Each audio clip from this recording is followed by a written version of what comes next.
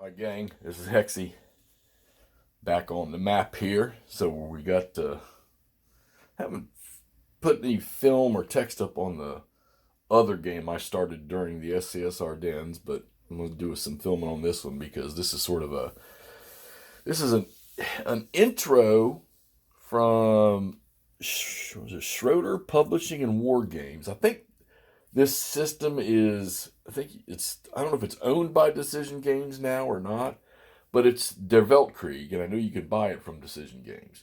And this is their introductory game to the whole series. And I want to say where I read the series covers World War One, World War Two, and modern, but right now all I've seen is World War One.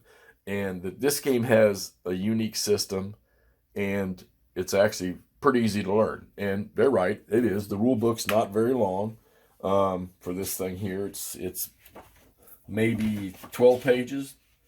Yeah, 12 pages. Probably 11, 10 and a half of it's actually rules, and then 3 at the back end that are dealing with notes and scenarios and stuff like that. Typical old, just sort of thick, regular paper rule book. Well, I think it's well organized, so no problems with that. And this game is really, really unique. All right, so combat in this is not odds, obviously. There's a lot of games are like that. It's a points, your strength points, and then so your attacker attacks, and whatever losses the defender takes, you kind of hold on to them, and the defender gets to counterattack. And since this is World War One, I'm assuming, because of the positions the defender and stuff would have been in, the defender's strength when he counterattacks is tripled or doubled depending on the situation, like if he's retreating. And then after you do that, you subtract your losses from the attacker, and then you subtract your losses from the defender. And it is in strength point losses, kind of like a Terrible Swift Sword or Great Battles in American Civil War, where you can lose 1 point from a unit or whatever. The terrain's a little different. You'll notice that every hex has 6 terrain things on it. For each hex side has terrain to it, and the defender can choose which terrain he's defending in. But when he counterattacks, it may affect him badly for the counterattack. I think OCS is like that too. And it's also with movement. Now, there's no roads. These are railroads, okay? The lines you see are, I think, dual track and then single track railroads. So there's no roads in the game. And as you're moving from hex to hex, you just, unless I'm translating it wrong, if I'm moving from this hex to this hex, I'm going through the broken terrain. So whatever the penalty is for broken terrain is what I'm using to move. All right. So this game starts on August 3rd. Correction, it's in August. There's 5 August turns, and then there's 4 September turns. And it's weird because the turn record track is numbered in order now. Turn 3, turn 4, turn 5, turn 6, turn 7. Then it goes turn 1, turn 2, turn 3, turn 4. I haven't figured out why that's like that, but regardless, it is. And you have... as I explained in my little text output I put on Facebook, and I've got a few comments there in Constant World about this, the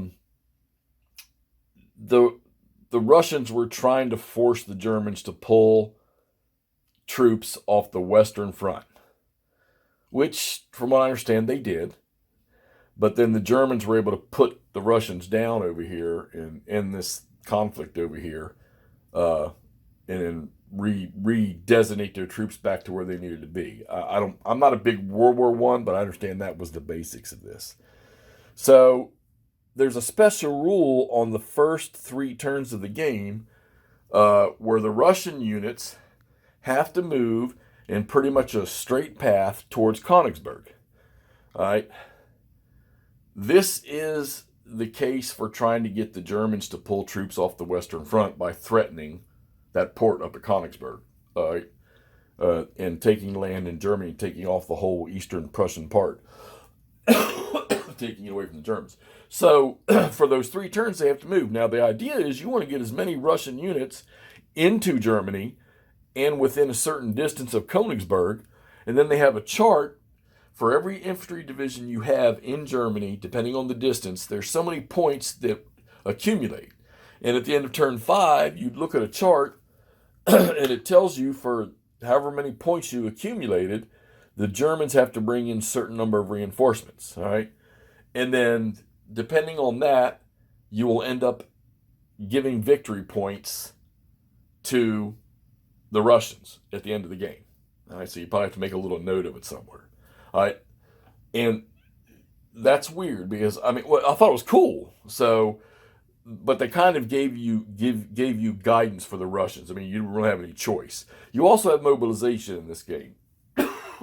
Excuse me. I'm still fighting, well, I don't know if it's the virus or not. I should know in the next couple of days. You have mobilization where not everything can move. They can only move as they get released or as they get mobilized.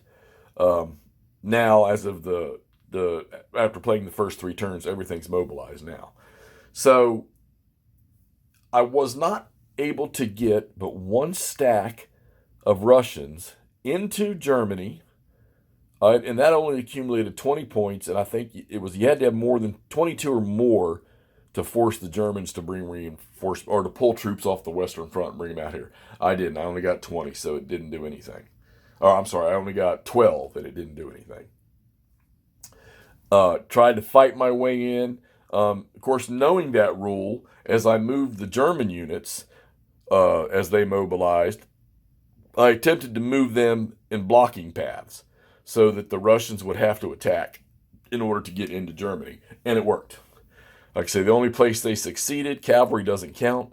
The only place they succeeded was right here. And like I say, it wasn't enough. So then the game starts to play on demoralization.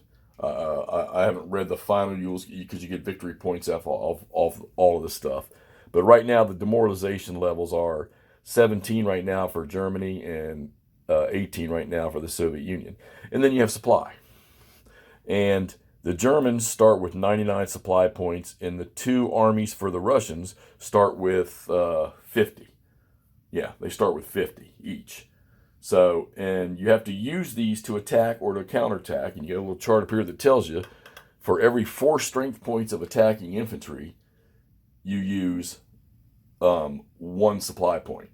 And then if you're counterattacking, it's for every 2 infantry strength points, you use 1 supply point.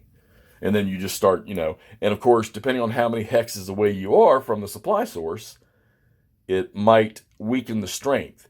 So if this 8 strength unit was attacking, and he was, let's say, 6 movement points away from the supply source, he would end up attacking with only 6 strength points. That's just one example of how that works.